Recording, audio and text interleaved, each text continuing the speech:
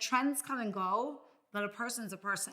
So it's like not just, oh, I saw this picture on Instagram and my lips are gonna look like this or this and that, or oh my gosh, I don't want my lips to look like this, or I don't want my face to look like this.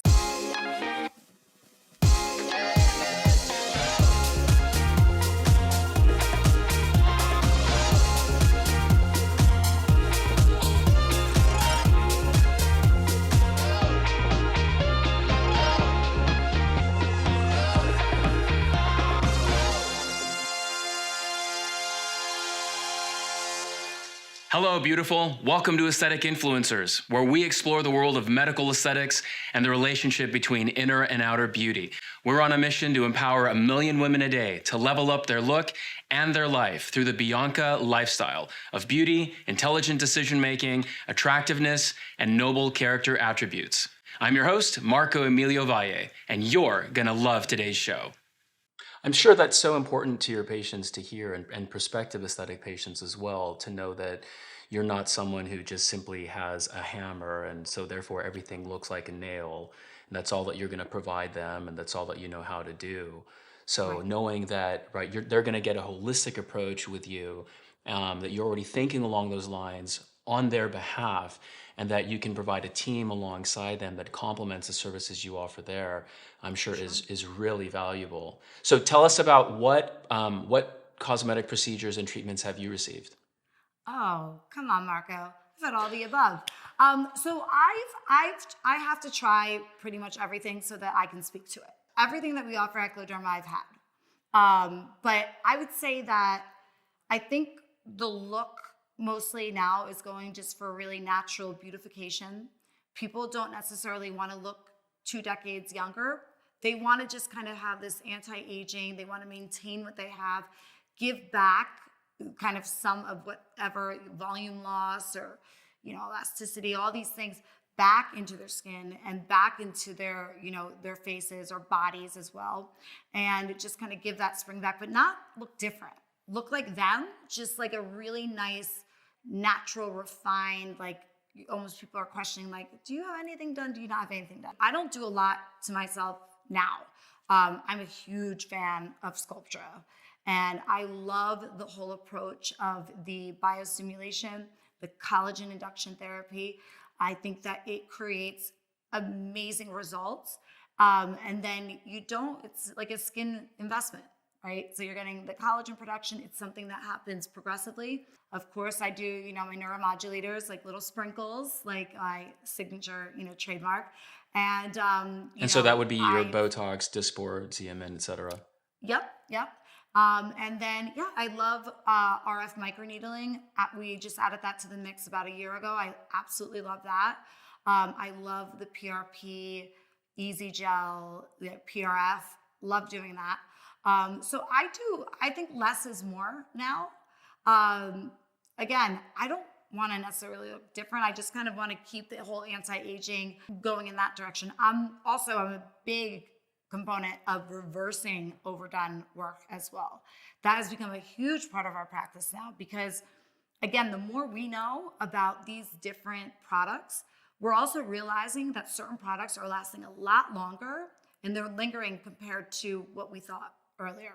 So, and also our techniques have been refined. So maybe filler that's been injected to somebody's under eyes 5-10 years ago, it wasn't injected necessarily how we know now how to properly inject that. So same with lips. Lips and under eyes are the 2 biggest areas that I reverse all the time. So that whole also being okay with telling a patient, okay, I'm not going to just put a Band-Aid on you and just do what one of your previous providers have done. I want you to be wowed. So you have to trust me. I'm going to reverse everything and we're going to start fresh because I want you to be happy. Well, I think you raised some really important points here. The first being that an aesthetic patient who may have gotten a treatment that they really weren't thrilled with, or maybe things have changed over time, and they're not happy, they may just be unaware with what's going on physiologically, or even how techniques have changed. And so they may have a negative view around aesthetic medicine, but actually it's really just an opportunity to go and see an expert such as yourself to really understand how things have changed and how they can be refined and improved. And I think likewise, perhaps potential patients who are sitting on the fence or maybe would not think about getting medical aesthetic treatments because they see maybe some unnatural looking results that they wouldn't want for themselves. To your point, things have improved and refined and matured in the aesthetic community, where now the techniques have improved, the technology, the products have improved, and even the mindset of providers such as yourself has matured along with the times as well. For sure, for sure. Trends come and go, but a person's a person. So it's like not just, oh, I saw this picture on Instagram and my lips are gonna look like this or this and that, or oh my gosh, I don't want my lips to look like this, or I don't want my face to look like this. Like, it can get a negative kind of, reputation. As a patient, take the time to interview your providers. Get multiple consults until it feels like it's a match. Get different perspectives. I encourage people to do that if they're on the fence. That's what makes me super excited. And then watching them along the journey, being a part of it, having my amazing squad be a part of it and getting to know them and watching what happens to their energy and their spirit as things start evolving, as long as they kind of trust the process, because it's very, very, very connected with that. There's tons of communication. How was your experience last time? Did you like this?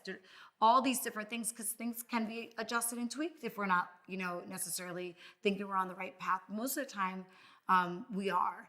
And that's when you see somebody come in one day and then, 6 months later, after they've seen me a few times and they have this extra pep in their step, they're like, they were newly single or going through a divorce or something, and they leave and they're getting their groove back. Because I'm one of the things I love to do is helping, especially women, get their groove back after something like that. And I'm I love it. Heck yeah, you go, girl. And then the more open and vulnerable I've learned through my own personal experience and my divorce, I realized the more real I am with others and with my patients, within boundaries, but the more honest, if I feel like I can say something or just hold space for them, I feel like that connects me the most. So my message is actually real. It's not putting a mask on.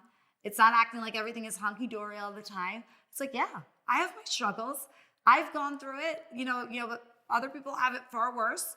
And I'm grateful, actually. And the times that I feel were very compromising, really testing my limits, I'm so grateful for those moments, because that's what makes me who I am now.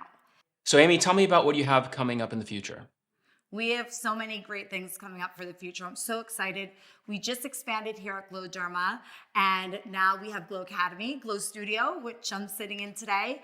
And the goal for me with adding on this educational space that's designated for education is to have a space like GloDerma that's non-intimidating, that's approachable, that's intimate, that's connecting, an opportunity to collaborate more with my incredible colleagues from all over the globe, and have a space that we can really, really make an impact with medical aesthetic education.